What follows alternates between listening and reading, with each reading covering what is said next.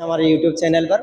अभी हम यूपीएससी भवन में हैं और आज से जो है 2024 का यूपीएससी इंटरव्यू स्टार्ट हो चुके हैं और पहला बोर्ड से ही मैम अभी इंटरव्यू दे के निकले हैं। तो आइए जानते हैं कि कैसा रहा इंटरव्यू का एक्सपीरियंस और आप लोगों के जो भी क्वेरीज होते हैं, जो भी क्वेश्चंस होते हैं, उससे रिलेटेड भी हम डिस्कस करने की कोशिश करेंगे।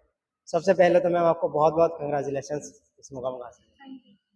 ओके मैम, सबसे पहले आप थोड़ा सा अपने बारे में बताएं, आपका नाम क्या, कहाँ से बिलोंग करते हैं, एजुकेशन क्वालिफिकेशन क्या है? मेरा नाम प्रियदर्शनी है और मैं दिल्ली से ही हूँ, लेकिन मैं होम टाउन भी आऊँ। तो कैसा रहा, आज पहला ही दिन था और फर्स्ट जो पैनल था वही आपका इंटरव्यू था, तो कैसा एक्सपीरियंस था? एक्सपीरियंस अच्छा था तो ओवरऑल। कैसा फील कर रहे हो अभी, जैसे ये आपका फर्स्ट टाइम था, फर्स्ट अटेम्प्ट था? फर्स्ट टाइम था, first interview. First attempt, first interview और पहली बार ही यूपीएससी भवन पहुंचना।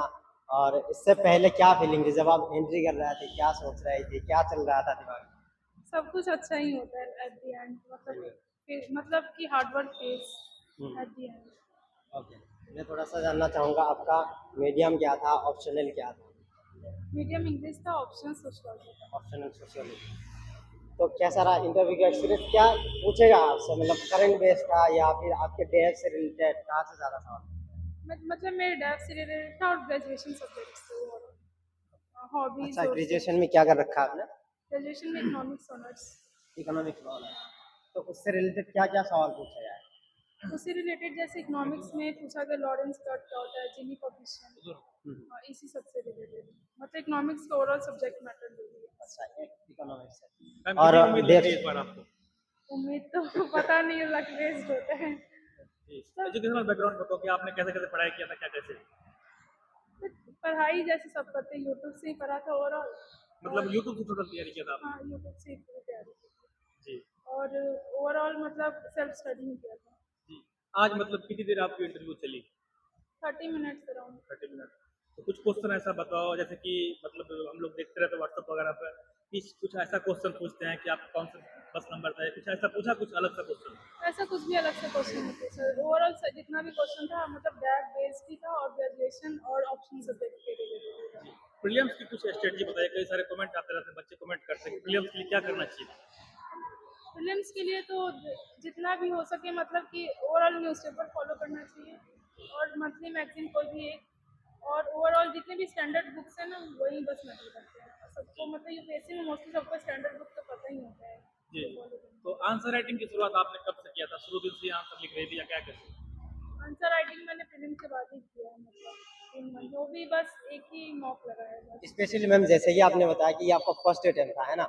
तो प्रीलिम्स के लिए कितना टाइम डिवोट किया था आपने, जैसे प्रीलिम्स से पहले पहले कितने महीने आपने डिवोट किया? 6 मंथ फिल्म के लिए, 6 क्योंकि मंथ। फिल्म निकलना आजकल थोड़ा मुश्किल हो गया इसलिए। और 6 महीने तैयारी करके ही आपने प्रीलिम्स क्रैक कर दिया। तो थोड़ा सा बताइए स्टैटिक के लिए क्या आपका स्ट्रेटेजी था और करंट अफेयर्स के लिए क्या स्ट्रेटेजी था? स्टैटिक के लिए स्टैंडर्ड बुक और करंट अफेयर के लिए कोई भी एक मंथ की मैगजीन। Okay. और मेंस के लिए उसके बाद कैसे तैयारी की आपने? मेंस के लिए भी, मेंस के लिए मतलब जैसे मार्केट में बहुत सारी बुक्स आती है रिसोर्सेज, वो आप फॉलो कर सकते हैं, या फिर उसके अलावा जैसे कि ऑप्शनल के लिए तो मतलब मोस्टली स्लीपिंग क्लासेस का वीडियो देखा था, उसी के नोट्स फॉलो किए थे। तो आपने ज़्यादातर ऑनलाइन रिसोर्सेज को यूज़ किया। ऑनलाइन रिसोर्सेज को use किया। तो आजकल देखा जाता है यूट्यूब में हो या फिर ब्लॉग में हो, बहुत सारा कंटेंट हो गया और टीचर भी बहुत सारे हैं। तो कैसे उन चीज़ों को आपने फिल्टर आउट किया और अपने लिए यूज़ किया वो? जैसे कि टॉपिक्स तो पता ही होता है, सिलेबस वाइज जाना है और सिलेबस में जितने भी टॉपिक्स हैं ना उसी वाइज आप कोई भी वीडियो सर्च कर सकते हो जिसमें मोर इन्फॉर्मेशन हो, या फिर कोई भी आप वेबसाइट से भी मतलब इन्फॉर्मेशन गेन कर सकते हो। मतलब जो भी कीवर्ड जीएस उसमें। पेपर के लिए आपने क्या किया था? जीएस पेपर के लिए? जीएस कोड के लिए तो कोई भी एक रिसोर्स फॉलो किया था तो मार्केट में सिलेबस वाइज इसके कीवर्ड्स के आंसर्स हों, और पीवाईक्यूज के लिए बस जीएस कोड के लिए इतना काफ़ी है मतलब। और टेस्ट सीरीज वगैरह कितने लगाई थी आपने प्रीलिम्स के लिए?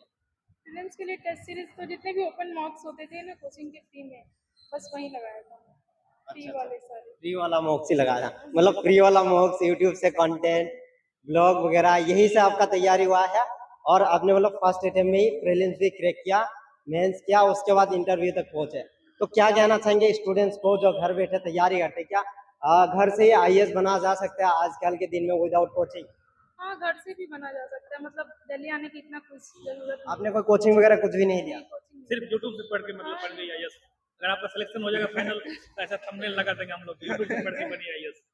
हाँ, सीरियसली यूट्यूब मतलब यूट्यूब में इतना सफिशिएंट कंटेंट है ओवरऑल, और इतने अच्छे टीचर्स हैं जो मतलब मार्केट में ऐसे भी नहीं मिलेंगे, सारे मोस्टली अच्छे टीचर्स यूट्यूब पे ही हैं। आप शायद में पहला कैंडिडेट होंगे जो पूरे मतलब तैयारी सेल्फ स्टडी से या फिर यूट्यूब वगैरह से जुगाड़ मतलब जुगाड़ से किए होंगे, है ना? हाँ, जुगाड़ कर मैम ऐसे की तैयारी आपने कैसे किया था, ऐसे के लिए क्या करा था? ऐसे के लिए जो टॉपर्स के आते हैं ना, विजन विजन में जो भी टॉपर्स की आंसर नोटबुक्स आती है, उससे जितना भी कंटेंट है फिल्टर आउट करके अपना नोटबुक को बना लिया था, जैसे इंट्रोडक्शन में क्या लिखना है, बॉडी में क्या लिखना है, कंक्लूजन में क्या लिखना है, तो मैम उसके हिसाब से मतलब मैंने नोट्स बनाए थे। मैम एक चीज और बता दीजिए, क्योंकि सीसेट में जो है बहुत से स्टूडेंट्स को प्रॉब्लम आती है, तो स्पेशली सीसेट के लिए कैसे तैयारी की है? जैसे आपने कहा कि सेल्फ स्टडी की है, तो आपको तो और भी प्रॉब्लम आता होगा हाँ, CSET में। सीसेट तो सबसे टफेस्ट है मेरे ख्याल से निकालना, और सीसेट को निकालने के लिए मतलब स्ट्रैटेजी ही चाहिए कि आप पहले जिसमें भी आप अच्छे हो, मतलब मैथ्स में या फिर इंग्लिश में, उसके हिसाब से सेग्रीगेट करके मतलब कितने क्वेश्चन अटेम्प्ट करने हैं, कितने क्वेश्चन छोड़ने हैं, और मैथ्स के लिए मतलब ओवरऑल प्रैक्टिस रिक्वायर्ड ज़्यादा है, जैसे कि आप कैट के क्वेश्चंस लगा रहे हो या फिर जो भी मतलब सब्जेक्ट वाइज है ना, उसके हिसाब से क्वेश्चन लगा रहे हो, और थोड़ा टफ क्वेश्चंस लगाओगे तभी मतलब सीसेट का मैम एनसीईआरटी का क्या योगदान है इस एग्जाम